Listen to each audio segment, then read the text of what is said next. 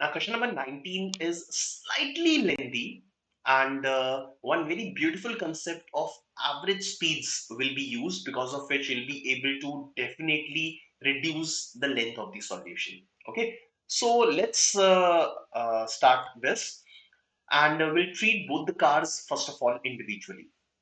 Now, total distance is 960 kilometers. What car A is doing, car A has divided the entire distance in four equal parts, and it is traveling these distances at different speeds. Okay, so first of all, car A traveled the first one-fourth of the distance at a speed of 30 kilometer per hour. Now, one-fourth of 960 is 240 kilometers.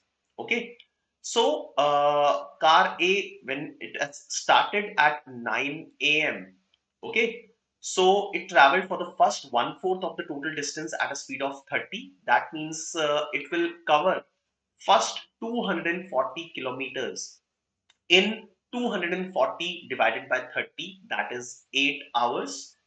So after 9 a.m., if I'll add 8 hours, it will cover first 240 kilometers. By 5 p.m. Okay, so by 5 p.m. it will cover first 240 kilometers. Then the next 240 kilometers. What is the speed? The speed is 40 kilometer per hour. So 240 divided by 40, it will take 6 hours. So 5 p.m. plus 6 hours, it will be 11 p.m. on the same day. It will cover the next 240. That means a total of 480 kilometers. Then the next one-fourth of the distance at a speed of 60 km per hour. So next 240 kilometers, that means a total of 720 kilometers will be covered in 240 upon 60. That means another 4 hours. That means at 3 a.m. the next day. Okay, so this 3 a.m. is next day. Last 240 kilometers will be covered in 240 divided by 80. That is 3 hours. So it will complete the journey by 6 a.m. the next day. Okay. Now talking about, so this was all about car A. Now talking about car B. Now car B travels first one-fourth of the total time. So car B, whatever total time it has traveled for, it is divided in four parts, and one-fourth of the total time it travels at a speed of 30. The second one-fourth of the total time it has traveled at a speed of 35, then 45, and then 50. Okay. Now, whenever it happens, we can always say that the average speed. So, whenever journey is covered in four equal intervals of time, then the average speed is always the simple average of the speeds. Okay. So, here the speeds are 30, 35, 45, and 50. 30, 35, 45, and 50 divided by 4. So it will be 80 plus 80, 160 upon 4. That is 40 kilometer per hour. So this is the average speed for the entire journey. So the time taken to finish the entire journey will be equal to 960 divided by 40.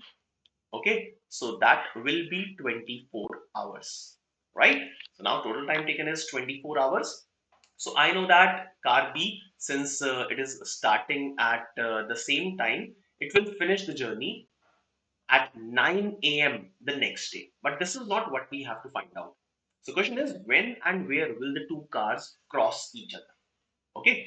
So now I divide these 24 hours in four intervals of 6 hours each. Now in the first 6 hours, the distance traveled by car B will be 6 multiplied by 30. That is 180 kilometers. Okay. So it will cover a total distance of 180 kilometers in the first 6 hours. Okay. So I can say that this will happen at 3 p.m. Okay. So 9 a.m. it has started. So till 3 p.m. it will cover 180 kilometers. Then in the next 6 hours, it will cover 6 multiplied by 35. So this is equal to 210 kilometers, right? So this will happen at 9 p.m. Okay. Now let's check the sum. So 180 plus 210, it is the 390. So up till now, cumulative distance traveled by car B is 390, and car A has not even traveled half of the distance. So car B has traveled less than half, car A has also traveled less than half, right? Now, for car A, the second interval finishes at 11 p.m. So I'll check till 11 p.m. That means in the next 2 hours, what will be the distance traveled by car B? So the speed here is 45. So it will travel another 90 kilometers. So 390 plus 90, that means a cumulative distance of 480 kilometers is traveled by car B till 11 p.m. Now, till 11 p.m., car A has also traveled a cumulative distance of 480. 480 plus 480 is equal to 960. So we can say that till 11 p.m., both the cars have traveled 480 each, and that means they are standing at the midpoint of the cities M and N. Okay, so they will meet at 11 p.m.